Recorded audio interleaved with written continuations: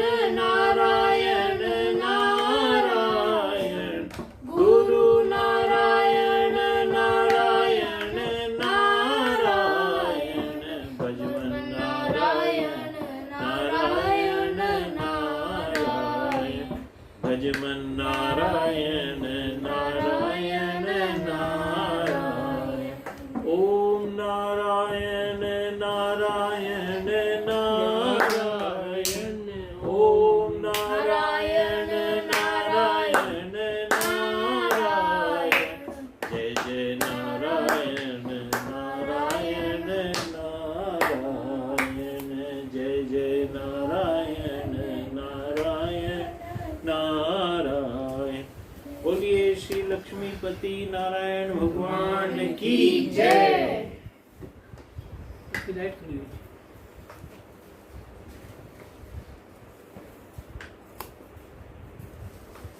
कल हमने पढ़ा था कि भगवान के 3 स्वरूप शास्त्र में बताए गए हैं, सत, चित और आनंद। जैसे हम आनंद तो सेकंड था, आनंद सेकंड था और थर्ड था आनंद के आगे कुछ भी। सच्चित आनंद। सबसे जैसे हमें अगर किसी व्यक्ति की पहचान करनी हो तो उसके कुछ लक्षण बताए जाते हैं। चश्मा लगाने वाला है, आगे ललाट बहुत बड़ा है, उसके कहीं पे आंख के अंदर निशान हो रहा है। जैसे हमें बताना हो ना कि वहाँ जाओगे तो वहाँ राम मिलेगा, लेकिन राम की पहचान क्या है, तो हम लक्षण बताते हैं उसके कि भाई उसके छोटी छोटी आंखें हैं, उसके माथे पे बाल नहीं है, गंजा है। तो इस तरीके से हम लक्षण डिस्क्राइब करता हूँ। तो जब कोई व्यक्ति उन लक्षणों को लेकर के उस व्यक्ति को आइडेंटिफाई करता है तो पहले वो देखता है जिनके बाल हैं उन सबको हटा देता है कि ये लोग वो राम नहीं हो सकते। अब महफिल में सपोज करो 4 गंजे हैं, तो 4 जनों के अंदर जाके उसकी वो ठहरती है। अब इसमें से भी जिसकी छोटी आंखें हैं वो राम होगा, तो फिर वो आंखों को कंपेयर करता है, फिर जिसकी छोटी आंखें। इसी प्रकार से परमात्मा के अगर लक्षण बताने हो तो क्या लक्षण बता सकते हैं? तो अनेकों धर्मों ने परमात्मा को परिभाषित करने की कोशिश करी, लेकिन जो सबसे सटीक परमात्मा के लक्षण बता पाए, क्योंकि भगवान वैसे तो लक्षण रहित है, उनमें कोई लक्षण है ही नहीं, तो वो निराकार है, निर्विकार है। तो जो निराकार है का मतलब जिसका कोई आकार नहीं है, जो निर्गुण है, जिसके अंदर कोई गुण नहीं है, उसको अगर लक्षित करना, उसका लक्षण बताना हो तो क्या बताएं? तो ये हमारे महात्माओं की समझ है, हमारे महात्माओं का तीक्ष्ण बुद्धि है, स्मार्टनेस है कि उन्होंने भगवान के एकदम जिसको एक्सप्लेन नहीं किया जाता उसके भी लक्षण बता दिए। वो क्या बताए? सत, चित और आनंद। सत स्वरूप है क्योंकि वो हमेशा रहने वाले हैं। चित स्वरूप है because he is always conscious, चेतन है, निर्जीव नहीं, चेतना से भरे हुए हैं। और आनंद स्वरूप है बिकॉज ऐसा नहीं कि किसी को भगवान का साक्षात्कार हो गया तो वो आदमी डल हो जाएगा, बोरिंग हो जाएगा।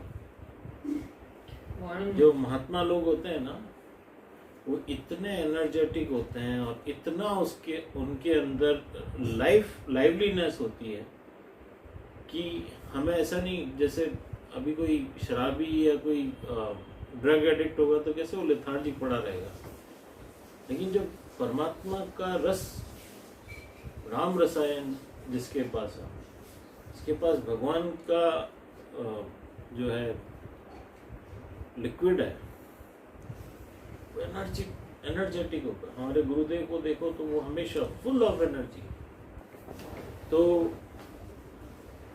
विनोदी होगा, हंसी मजाक करने वाला होगा। वैसे कोई ऐसा लल्लू पंजू नहीं होगा कि यार कुछ नहीं मिला तो राम जी रटने बैठ गए, और रन अवे वाला नहीं होगा। लाइफ में कुछ करने को ही नहीं मिला तो क्या किया भैया, बाबा जी बन। वो वैसा व्यक्ति नहीं होगा। तो ये भगवान को प्राप्त करने वाला सुदुर्लभ व्यक्ति होता है। ठीक है, तो यहाँ पर इस चीज को डोंगरे जी महाराज जोड़ देके बोलते हैं, सत प्रकट रूप से सर्वत्र है, चित्त और आनंद अप्रकट है। हर चीज क्या है, हमें सत्य नजर आती है ना, का मतलब ईश्वर के ऊपर वस्तु को आरोपित किया है तो वस्तु भी सत्य हो गई। सही बात है, क्योंकि उसको आधार ऐसा मिल गया कि जैसे होता है, अगर आपको रिलायंस कंपनी में मैं काम करता हूँ का ठप्पा लग गया, चाहे आपने 2 दिन ही काम किया हो, लेकिन क्योंकि आपको आधार ऐसा मिल गया तो आपकी पूछ होगी, अरे यार ये तो रिलायंस में काम करता है। तो ये जो हमें सत्य का जो वस्तुओं को, प्रकृति को, सृष्टि को ईश्वर के सत्य का आधार मिला, तो हर वस्तु सत्य प्रकट हो गई, सत्य भाषित होने लगी। ठीक है, चित्त, ज्ञान और आनंद अप्रकट है। यहाँ पर जो कॉन्शियसनेस है, नॉलेज है और आनंद है, ये दोनों दिखते नहीं है लेकिन होते हैं। जड़ वस्तु में सत है और चित्त और आनंद नहीं है। तो जड़ वस्तु है, इसमें परमात्मा सत रूप में है, लेकिन इनमें चित्त और आनंद नहीं है। फिर क्या हुआ, जीव में सत और चित्त प्रकट है परंतु आनंद अप्रकट है। फिर जब जड़ का इवॉल्व हुई, जड़ वस्तु इवॉल्व हुई और वो जीव रूप में आई, हमारे अहंकार रूप में आई, हमारे इंडिविजुअल ईगो के रूप में आई, तो उसके अंदर क्या है, सत भी है और चित्त भी है, लेकिन आनंद की कमी है क्योंकि जीव हमेशा दुखी रहता है। तो यहाँ पे आनंद अप्रकट है, अव्यक्त है, गुप्त है। इस तरह आनंद हमारे भीतर है, फिर भी मनुष्यों से बाहर खोजता है। आनंद किसी स्त्री में, किसी पुरुष में या किसी जड़ पदार्थ में नहीं है। आनंद रूप परमात्मा भीतर ही है, जिसमें एक रूप बनने पर आनंद प्राप्त होता है। हमारे परमात्मा हमारे ही भीतर जो आनंद रूप है, हमारे भीतर है, और जिसको प्राप्त करने के बाद हम लोग ईश्वर से एक रूप हो जाते हैं। हनुमान जी जब राम जी के साथ बैठे हुए थे तो राम जी ने पूछा कि तेरा मेरा संबंध क्या है, हम दोनों में रिलेशन क्या है। तो हनुमान जी बोले कि भगवान, अगर मैं शारीरिक रूप से देखता हूँ तो मैं सेवक हूँ और आप स्वामी हैं, शरीर के रूप से। लेकिन जब मैं अपनी भावनाओं में देखता हूँ, जब मैं आपको अपने इमोशनल पर्सनालिटी में देखता हूँ, तो आप पूर्ण है और मैं आपका अंश हूँ, क्योंकि आप पूर्णता को प्राप्त हैं। आप पूर्ण प्रेम है, हम आंशिक प्रेम है। आप पूर्ण प्रकाश हैं, हम आंशिक प्रकाश हैं। तो चित्त की दृष्टि से, मन की दृष्टि से, बुद्धि की दृष्टि से आप पूर्ण हैं और हम उसका अंश हैं। लेकिन जब मैं आत्मा की दृष्टि से देखता हूँ तो आप मुझ में हो और मैं आप में हूं। अभी ऐसी कोई पैकेजिंग बनी है क्या जो एक दूसरे में चली जाए? नहीं, एक ही होगा। एक बॉक्स को दूसरे में रख दो, दूसरे को पहले में रख दो, तो वो दोनों बॉक्स एक ही होंगे ना। का मतलब जब आत्मा के रूप में होते हैं तो भगवान और भक्त एक ही होते हैं, वो अलग अलग नहीं हो सकते। सच्चित और आनंद ईश्वर में परिपूर्ण है। परमात्मा परिपूर्ण सद्रूप है, परिपूर्ण चिद्रूप है और आनंदमय है। संसार का प्रत्येक पदार्थ परिणामतः विनाशी होने से परिपूर्ण नहीं होता है, जबकि सत्य नित्य है, चित्त ज्ञान है। मनुष्य में ज्ञान आता है पर वह ज्ञान टिक नहीं सकता, श्री कृष्ण परिपूर्ण ज्ञानी है, उनको ज्ञान नित्य रहता है तथा नित्य टिकता है, उन्हें आनंद मिलता है, वे जन आनंद रूप हो जाता है। जीव को आनंद रूप होना है तो सच्चिदानंद की शरण लेनी चाहिए। यह जीव जब एक परिपूर्ण नहीं बनता तब तक उसे शांति नहीं मिलती है। जीवात्मा नारायण रूप बनकर परिपूर्ण हो सकता है और तब उसका जीवन सफल होता है। जीव जब ईश्वर से मिलता है तब पूर्ण होता है। हमारा ये जीव, हमारा ये ईगो, हमारा ये अहंकार, हमारा ये इंडिविजुअलिटी जब ईश्वर से मिलती है तब ये पूर्ण होती है। डोंगरी जी महाराज को एक आदमी ने बोला, मैं भगवान की भक्ति तो बहुत करता हूँ महाराज, लेकिन दुख बहुत है। डोंगरी जी महाराज ने उसकी तरफ देखा, बोले अगर भगवान की भक्ति है तो दुख का तो प्रश्न ही नहीं उठता है। आपके जीवन में दुख है, कष्ट है का अर्थ है भगवान की भक्ति नहीं है। ये दोनों एक साथ नहीं जा सकते। भक्त लोग मस्त रहते हैं। जो भक्ति में परिपूर्ण होगा उसके जीवन में कष्ट हो ही नहीं सकते। क्यों? क्योंकि ईश्वर का पूर्ण भरोसा होता है। जब पाकिस्तान और हिंदुस्तान की लड़ाई हुई तो कुछ मुसलमान लोग आए और एक गांव की कुछ हिंदू लड़कियों को उठा के ले गए। तो उसमें एक वृद्ध ब्राह्मण थे, उनकी भी जवान बेटी थी, वो भी चली गई। अब पूरे गांव में रोना पीटना हो रहा है, ये आनंद में भगवान का भजन कर रहे हैं। बोले भाई आपको कष्ट नहीं हो रहा, आपकी बेटी को मुसलमान लोग उठा के ले गए, मेरे को कोई कष्ट नहीं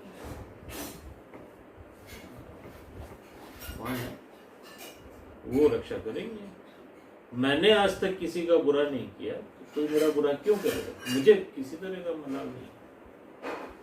उनका विश्वास इतना टूट था कि उन्होंने कहा कि मेरे को तो परेशान होने की जरूरत ही नहीं, देखने वाला है। क्योंकि उनको देखने वाले के ऊपर इतना अटूट विश्वास था।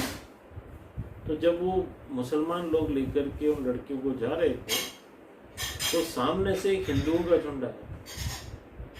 उन्होंने देखा कि ये लड़कियों को लेके जा रहे हैं। उनमें लड़ाई हुई और वो जिस लड़की को बचा सके वो ब्राह्मण की लड़की थी, बाकी को वो ले गए। तो ये हमारे अंदर जब भगवान के प्रति श्रद्धा होती है, विश्वास होती है, तो भगवान आकर के रक्षा करते ही है। विश्वास के कारण करते हैं। हमारा विश्वास जहाँ पर अपूर्ण होता है वहाँ फिर हमारे मन के अंदर कष्ट होते हैं, मलाल होती है, चिंताएं होती हैं, आपदाएं होती हैं, विपदाएं होती हैं। अच्छा, एक चीज और देखना, जीवन में ईश्वर ने कभी कष्ट नहीं दिया, किसी को भी नहीं दिया।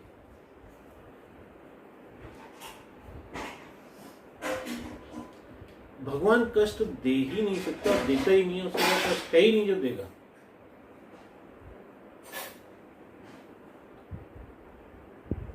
सुन रहे हो जनेश? ईश्वर कष्ट नहीं देता। ईश्वर कभी भी किसी भी व्यक्ति को प्रॉब्लम्स नहीं देता। कष्ट तो हमारे कर्मों के जो किया है वो मिलता है, उसकी वजह मिलती है। ईश्वर ने किसी भी व्यक्ति को प्रॉब्लम्स दिए ही नहीं है।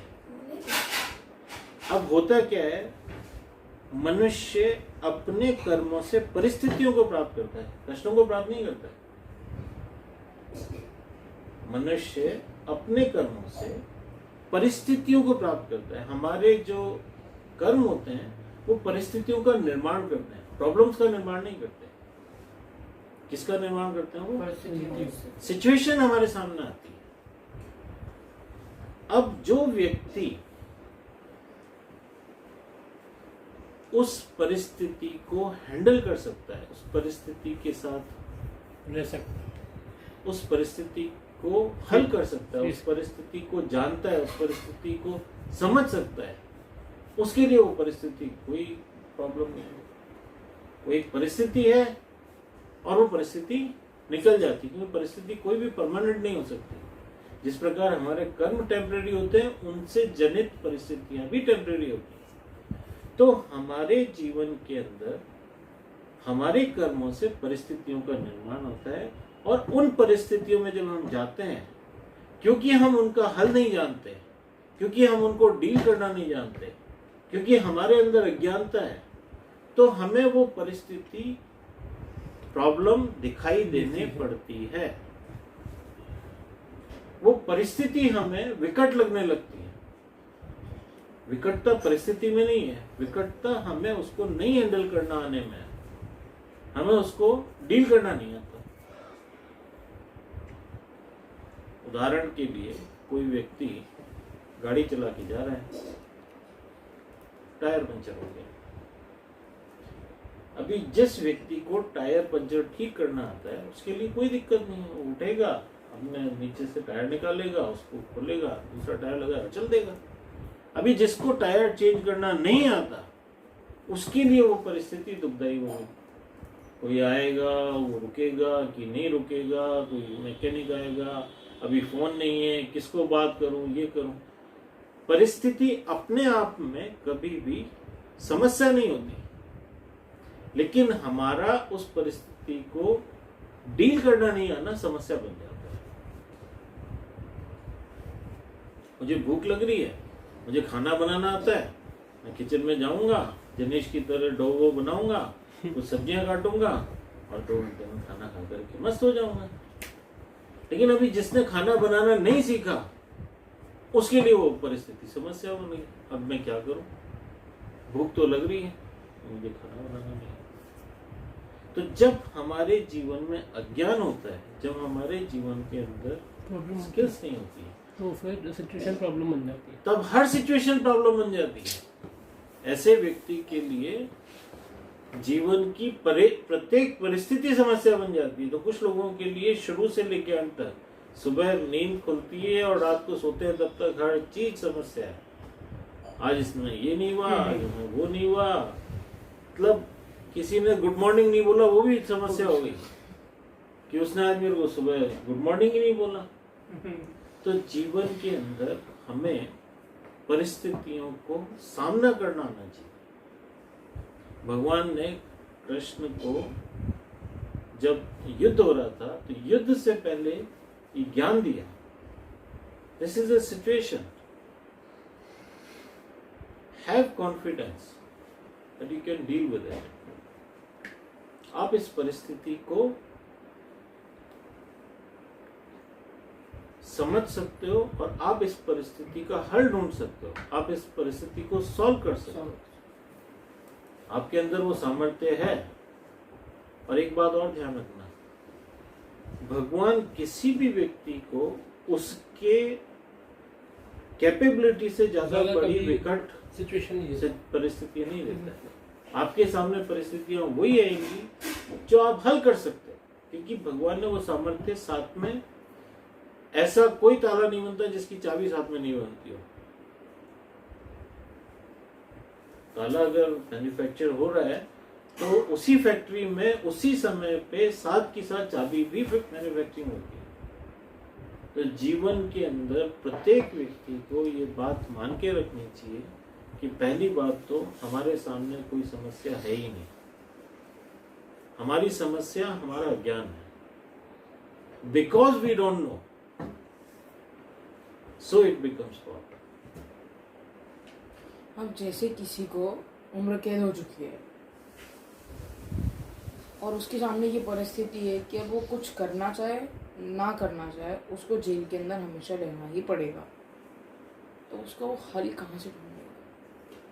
प्रायश्चित करके, क्योंकि उसने अपने कर्मों से कुछ ऐसा किया जिसके कारण उसको उम्र कैद की सजा हुई। अब उसके पास जो उसने किया उसका प्रायश्चित करने के अलावा और कोई चारा नहीं। और जब कोई व्यक्ति प्रायश्चित करने पर उतरता है तो उसकी सजा कम हो जाती है, हो सकता है उसको जल्दी छोड़ दिया जाए। बट उसके लिए वो जल्दी भी कितना 40 साल होगा। It depends. अगर उसके अंदर अवेयरनेस आ गई है और उसको वास्तव में आत्मग्लानि हुई और उसने दिल से प्रायश्चित किया है, तो ये उसके ऊपर जो वो जेलर रहते हैं उसकी रिकमेंडेशन के ऊपर हो सकता है उसको 5 साल में छोड़ दें, हो सकता है 2 साल में छोड़ दें, हो सकता है उसको किसी और ऐसे काम में लगा दें जिसके अंदर उसके ऊपर नजर तो रखी जाएगी लेकिन उसके इंटरेस्ट का काम। तो ये डिपेंड करता है उसके जेलर के ऊपर। ईश्वर ने सब जगह पे अपना प्रतिनिधि छोड़ रखा है, वो आपके ऊपर बराबर वॉच रखता है, आप क्या करते हो, कैसे करते हो। सबसे अच्छी चीज है जनेश, you should become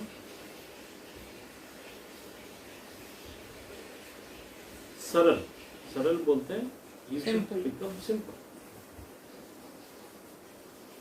Go as it goes. आप हवा की दिशा में चलना शुरू करो, लड़ना शुरू मत करो, प्रकृति से नहीं लड़ना चाहिए। हमें अपने स्वभाव को अपने स्वरूप के अनुरूप बनाना है।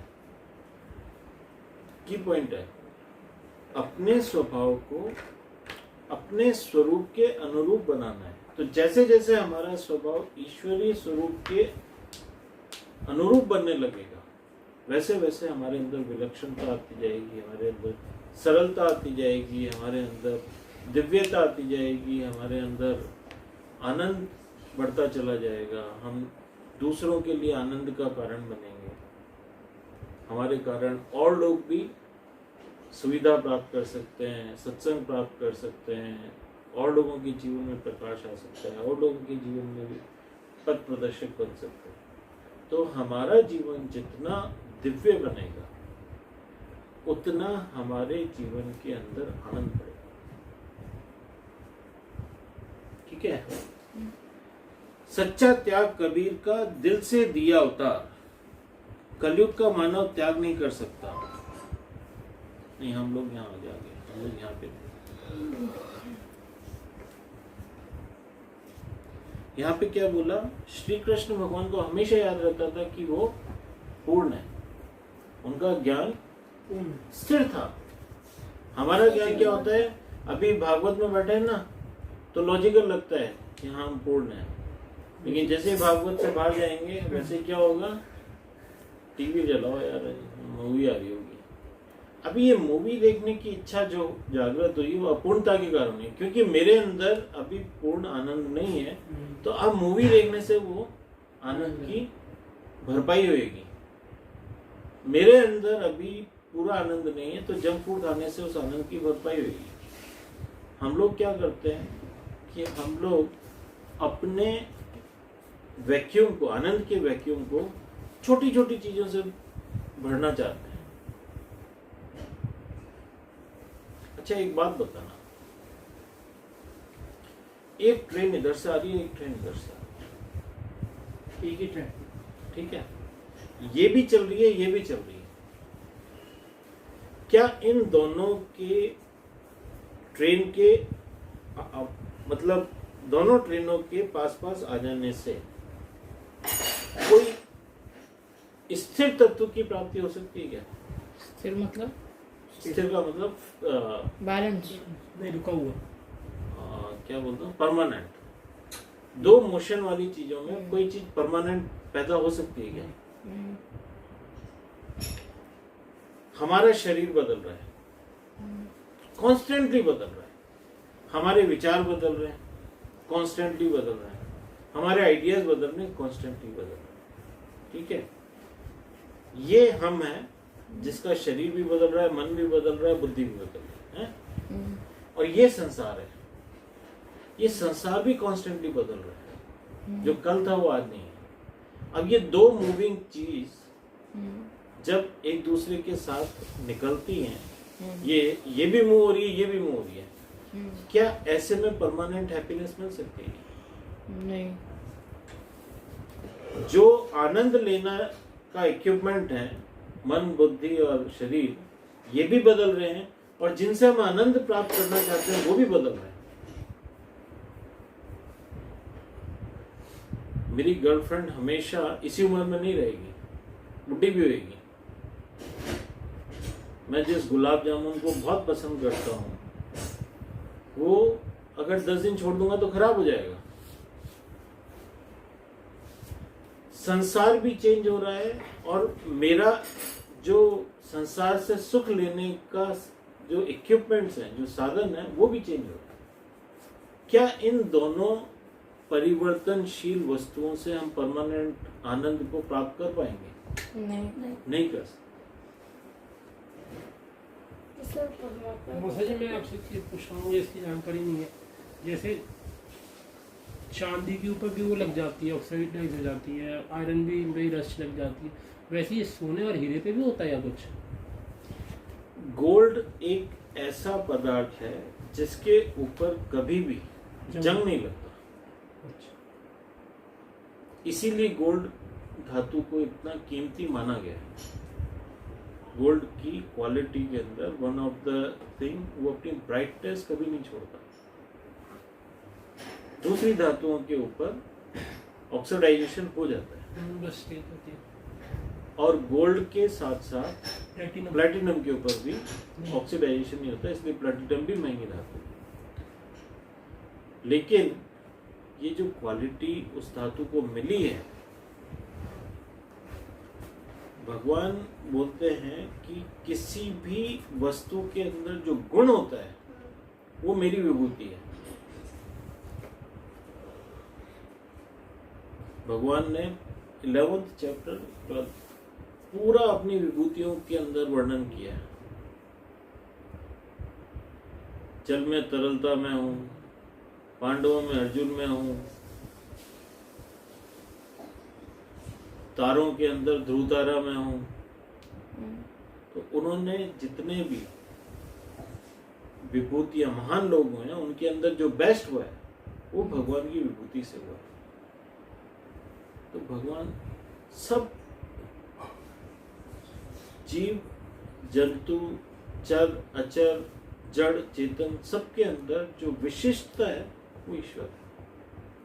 ठीक है, अब हम चलते हैं। सर्वत्र परमात्मा के दर्शन करने की आदत डालिए, यूं आपकी दृष्टि दिव्य होगी तथा आपके भीतर विराजमान देव आपको दिखाई देंगे। अरे सर्व के भीतर परमात्मा है तो आपके भीतर कौन है? देहाभिमाने गलिते विज्ञाते प्रत्येगात्मनः यत्र तत्र मानो याति तत्र तत्र समाधय। ये गोपी बाल कृष्ण लाल के दर्शन करने के लिए यशोदा माता के घर जाती है, पर जब प्रेम बढ़ने लगा तब जहां तहां उनकी दृष्टि जाती है, वहां वहां उसे श्री कृष्ण दिख पड़ते हैं। ठीक है, भगवान में मग्न गोपी देह ज्ञान भूल जाती हैं, तब गोपी को अपने भीतर श्री कृष्ण दिख पड़ते हैं। हमने कल भी एक स्टोरी बताई थी कि ततैया होता है, वो कीड़े इकट्ठे करता है, उसके अपने बच्चे नहीं होते हैं, लेकिन कीड़ों को वो इतना प्रताड़ित करता है कि कीड़े कॉन्स्टेंटली ततैये को ही देखते रहते हैं, और वो ततैये को देख देख करके खुद ततैया हो जाते हैं। तो हमारे अंदर जो एकाग्रता है, जो कंसंट्रेशन है, उसकी पावर ऐसी होती है कि हम जिस चीज को के ऊपर ध्यान लगा लेते हैं। अरे भाई डॉक्टर है, जब वो मेडिकल साइंस पे ध्यान लगा देता है तो वो उस ध्यान को लगाते लगाते खुद डॉक्टर हो जाता है। एक इंजीनियर है, जब वो अपने इक्वेशंस को और अपने समीकरणों को उसके ऊपर इतना कंसंट्रेट कर लेता है कि ही बिकम्स ए इंजीनियर। एक संगीतज्ञ है, वो संगीत के ऊपर इतना ध्यान लगा लेता है कि उसके अंदर से वो खुद संगीतकार बन जाता है। तो ये जो हमारे जीवन के अंदर हम रोजमर्रा में देखते हैं, आप जिस पे ध्यान लगा लोगे आप वो बन जाओगे। तो अगर आप भगवान पे ध्यान लगाओगे तो भगवान नहीं बनोगे। जब सब जगह लॉजिक काम कर रहा है तो यहाँ नहीं करेगा। बट पापा कुछ चीजें आउट ऑफ फियर बनी जाती है और कुछ चीजें आउट ऑफ जॉय बनी जाती है। भगवान के लिए इधर you become out of fear और you become out of joy, still you will become भगवान। और दोनों ही वक्त काम करेंगे। आप भगवान से डर के भगवान पे कंसंट्रेट करो या भगवान के आनंद को प्राप्त करते हुए भगवान पे कंसंट्रेट करो। जैसे वो बता था 3 दुश्मन हो गए थे उनके, फिर कंस वगैरह उन्होंने बता लिया। कैसे? नारद भक्ति सूत्र में तो ये भी बोला, आपको गुस्सा आ रहा है ना, भगवान पे गुस्सा करो। आपको गाली देने का मन कर रहा है ना, भगवान को गाली अरे खूब दो। तो उससे क्या होगा? उससे तो भगवान नाराज होंगे। Become earnest concentration on God. जब नाम लोगे तब भगवान का ही निकलेगा। आपका टाइम दुश्मन कट गया। को गाली दे करके अपनी जबान खराब करने से पीछे से बचना तो है। भगवान को गाली कि भगवान को गाली देने से भगवान, देखो भगवान क्योंकि तो प्योरिटी फिर इससे आप अपनी भी इमेज खराब कर रहे हो, आप इससे भगवान की भी इमेज खराब कर रहे हो। जिनिश मैं आपको क्या बता रहा हूँ कि अग्नि में आप कुछ भी डालो वो भस्म होकर के प्योर हो जाएगा। अग्नि अपने पास कोई अशुद्धि रखती नहीं है। जो होता है उसको खत्म कर देती है। अग्नि के अंदर आप कचरा डालोगे वो भी जल के प्योर हो जाएगा, अग्नि के अंदर घी डालोगे वो भी जल के प्योर हो जाएगा। अग्नि सबको प्योर कर देती है। इसी प्रकार से ज्ञान है, इसी प्रकार से ईश्वरीय ज्ञान है। एक शंकर भगवान का मंदिर था, तो वहां काफी लोग पूजा करने के लिए जाते थे। किसी को दर्शन नहीं हुए भगवान के। एक शराबी भी जाता था, जब सब लोग सो जाते थे तो अपनी बोतल लेके वहां जाता था। तो वो जो बोतल लेकर के वहां जाता था और मुंह में शराब भर के, और जो शिवलिंग थी उस पर कुल्ला करता था। शराबी था, कोई होता नहीं था, किसी ने देखा नहीं, तो उसका वो रूटीन बन गया कि वो शराब से भगवान की शिवलिंग पे कुल्ला। अभी एक दिन जबरदस्त तूफान उठा, सारे डिवोटीज तो घर के अंदर बैठे थे। बोले आज तो तूफान है, कौन मंदिर जाएगा? वो शराबी निकली। ये शराबी था। ये बोतल उठाई, गए वहां पे, कुल्ला कर दिया। जैसे ही किया भगवान प्रकट हो गए। बोले बाकी लोगों ने नियम तोड़ दिए, तैने नियम नहीं तोड़ा। तो मेरे अभिषेक के लिए आज भी है। भगवान जो है ना, वो हमारी नियमावली के भी, हमारी तपस्या के भी प्रशंसक होते हैं। आप कोई जीवन में नियम बना लें और वो कष्ट सह करके भी उस नियम को अगर पूरा करते हो तो ईश्वर उससे भी प्रसन्न होता है। ईश्वर को तब पसंद है जब पसंद है, और ईश्वर को भक्ति पसंद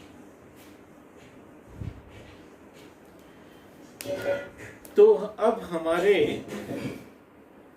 घनश्याम जी की जो बात हमने पहले करी थी वही यहाँ पे डोंबे जी महाराज बोल रहे हैं। लाली देखन मैं गई, मैं हो गई लाल। इस बात को गिठान बांध लो। अगर हमने पूरे मनोयोग से, शुद्ध हृदय से ईश्वर का स्मरण करने में, ईश्वर के ऊपर कंसंट्रेट किया, तो ये बात पक्की है कि हम ईश्वर को प्राप्त कर लेंगे, हम ईश्वर बन जाएंगे। इसमें कहीं कोई संशय की गुंजाइश नहीं है।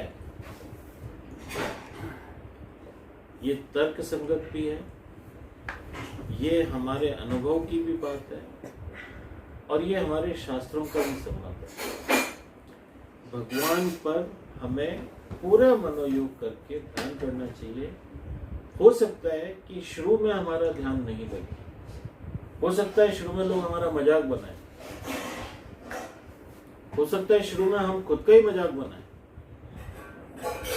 लेकिन धीरे धीरे जब हमारे अंदर ईश्वर के प्रति प्रेम बढ़ेगा, जब हमारे अंदर ईश्वर के प्रति ज्ञान बढ़ेगा, जब हमारे प्रति ईश्वर का प्रकाश बढ़ेगा, तब ध्यान में भी हमारा मन लगने लगेगा, और दूसरे लोगों को भी और अपने स्वयं को भी पता लगेगा कि हम जिस रास्ते पे चल रहे हैं यही एक रास्ता है, बाकी और कोई रास्ता है भी नहीं।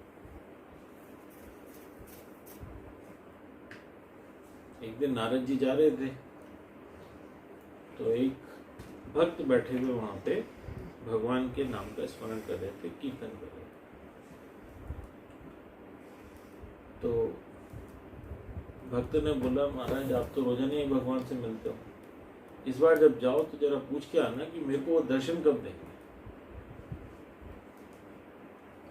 महाराज जी ठीक है, मैं जाऊंगा वैकुंठ में तो भगवान से पूछ लूंगा, उसका नाम एड्रेस पासपोर्ट नंबर सब ले लिया, भाई गलती नहीं हो जाए कुछ, आईडी पैन कार्ड नंबर सब लेकर के गए वहाँ पे भगवान के पास। जाकर के बोले महाराज ऐसे ऐसे वहाँ पे चिंतन लाल जी बैठे हुए हैं और वो आपका चिंतन करते रहते हैं, आप उनको कब दर्शन दो। अब भगवान के नारद जी भी बड़े भक्त हैं। भगवान ने कहा जब इसने आगे मेरे से पूछा है तो उन्होंने भी अपने आईपैड वगैरह निकाला, सब कैलकुलेशन लगा के बोले साहब इन चिंतन लाल जी को मैं 500 साल के बाद दर्शन। परेशान हो गए यार, ये तो बात कैसे जाके बताऊं, तो बेचारा इतना लीन रहता है, हमेशा भगवान के चिंतन में रहता है और इतने साल लगे। तो उनका ही संत हृदय पिघल गया, बोले भगवान थोड़ा कम नहीं हो सकता। नारद इसने अपने पुराने जन्मों में इतने पाप कर रखे हैं, मैं इसकी भक्ति से प्रसन्न हूं लेकिन इससे कम मैं भी नहीं कर सकता। भगवान की आज्ञा, वो आए वहां पे। अब जब वो वापस जा रहे थे तो वो चला के सोच रहे थे कि मैं अवॉइड कर दूं, थोड़ा दूर से निकल जाऊं ताकि उससे एनकाउंटर नहीं। उसने देख लिया, आया भगवान, साष्टांग दंडवत किया, प्रभु मुलाकात हुई। क्या कहा मेरे गिरधर ने, मैं झूठ बोल नहीं सकता और सच तुम सुन नहीं सकते। महाराज फिर भी बताओ तो सही क्या बात है। बोले साहब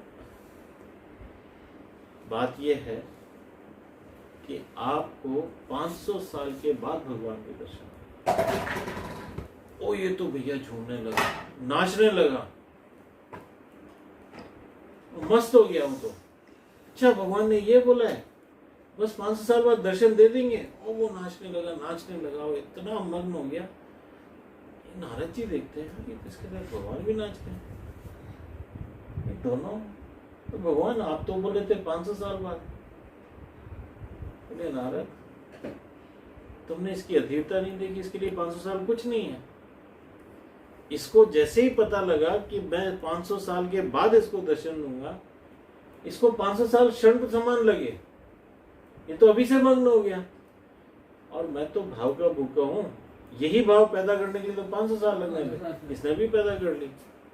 अभी इम्पेशेंट होता तो रोने झींगने लग जाता साहब, इतने टाइम लगेंगे। तो जीवन के अंदर पेशेंस होना चाहिए और भगवान के दर्शन होंगे, बस इतना ही बहुत होना चाहिए। फिर आपके अंदर ऐसा नहीं होना चाहिए आज अभी होंगे तभी मैं जाकर के पूजा पाठ करूंगा, नहीं तो हमारे अंदर वो तीक्ष्णता होनी चाहिए। वो बोले श्री कृष्ण भगवान की जय।